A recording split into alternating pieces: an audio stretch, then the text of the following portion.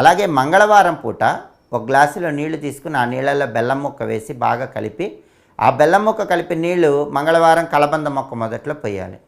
అలాగే బుధవారం పూట ఒక గ్లాసులో నీళ్లు తీసుకొని ఆ నీళ్ళలో ఒక స్పూన్ తేనె వేసి తేనె వేసినటువంటి ఆ నీళ్లు కలబంద మొక్క మొదట్లో పోయాలి. సోమవారం జీలకర్ర కలిపిన నీళ్లు, మంగళవారం బెల్లం ముక్క కలిపిన నీళ్లు, బుధవారం తేనె కలిపినటువంటి నీళ్లు కలబంద మొక్క మొదట్లో పోస్తే ఈ 3 అద్భుతమైనటువంటి తాంత్రిక పరిహారాల వల్ల విశేషమైనటువంటి ధనలాభం కలుగుతుంది, అద్భుతమైనటువంటి రాజయోగం కలుగుతుంది. అనుకున్న పనులు అనుకున్నట్లు దిగ్విజయంగా పూర్తి చేసుకోవచ్చు. దీనితో పాటుగా ఎవరైనా సరే మూగజీవాలకు ఆహారం వేస్తే కూడా అదృష్టం అనేది తొందరగా కలిసి వస్తుంది.